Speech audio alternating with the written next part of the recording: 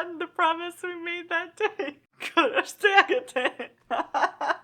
Hello fellow anime geeks, welcome to another series review on my crazy quest to try all the anime. I tried another series from spring, and I have to say I was pleasantly surprised. It was neither utterly depressing nor strangely pervy. As usual, I'm organizing my thoughts by answering my same 4 questions, and today I have a sentence title anime, one of those. Kyuukyoku Shinka shita full dive RPG ga Genjitsu yori mo Dattara, or on Funi, Full Dive, the ultimate next-gen full dive RPG is even cruddier than real life. The mouth tags are action, game, comedy, and fantasy, and all of those are right. I would just maybe rearrange them to say that this is a fantasy game action adventure. A lot like BOFURI, this anime makes you feel like you're watching a playthrough just by fictional people and of a fictional game. It's pretty interesting that I can't really describe the tone of this show when we're in the game. The mood, all of the personalities of all of the characters, it's really like loud and in-your-face comedy. But then when we're in real life, everything feels really dull and bleak, kind of like a self-help transformation type of story like Tomozaki.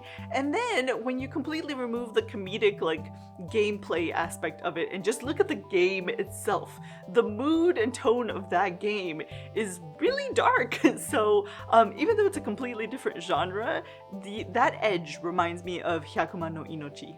The plot is like a mixture of all of these anime. Like BOFURI, they really lay out the premise for us in the title, right? This is a simple story about a kid playing through a VR MMORPG with some sort of neural connection so that it's completely immersive. Now, instead of the calming slice of life experience that we get in BOFURI though, where we just kind of watch Maple grind and exploit loopholes until she becomes OP, Hito starts out in what can hardly be called a starter town. In this game, there's limited save points, there's insane karma decisions where there's a huge possibility for mistakes, and clearly the devs have taken the idea of character permadeath a bit too seriously.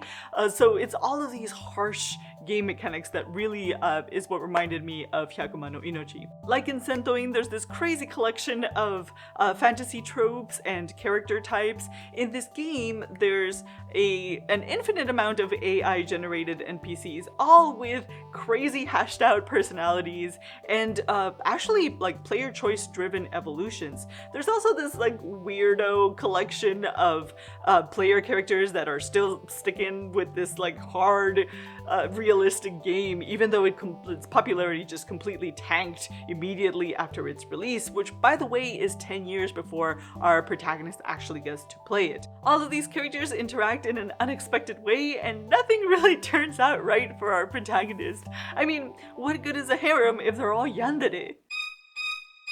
And believe it or not, Full Dive is at its heart also a story about self-improvement and developing grit. Like Tomozaki, our protagonist is this kind of self-defeating high school kid who uses games as an escape.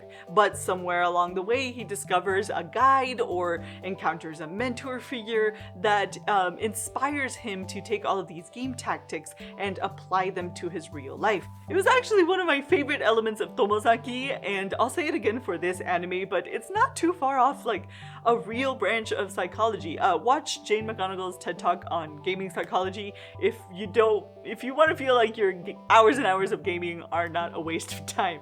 But I love this idea of applying the same sort of goal setting and skill trees and just like third person view on our lives so that we can help ourselves succeed. I think it's a really positive message. The comedy was really good. I really like the way that we entered into all of these humorous situations. I mean, the premise really sets up a type of comedy where it feels like we, the audience, are privy to the joke, but then our protagonist is just being trolled in front of us. I mean, we expect certain game mechanics from an RPG, and so when it opted for realism instead, we got to see our protagonist suffer the consequences, and it was hilarious most of the time. But is it worthwhile? I think so. I think that it's a fun little anime. It's only the first arc in this character's journey, but it does a good job tapping into that sort of addictive quality of a hard game, in that you really want to see what happens next, and if you can clear the level.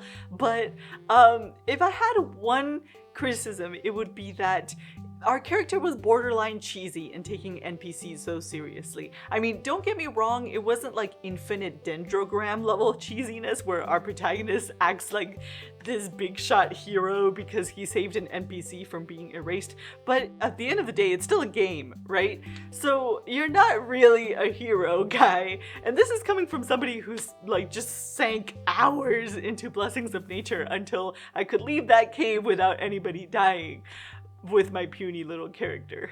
But I don't know, maybe it speaks to the realism of this particular game and it being so immersive. And on that note, I'll catch you in the next video. The butt shaking song. I'm sorry, y'all. I'm skipping the butt shaking. Oh, there it goes. Oh, okay. I didn't fully escape the butts.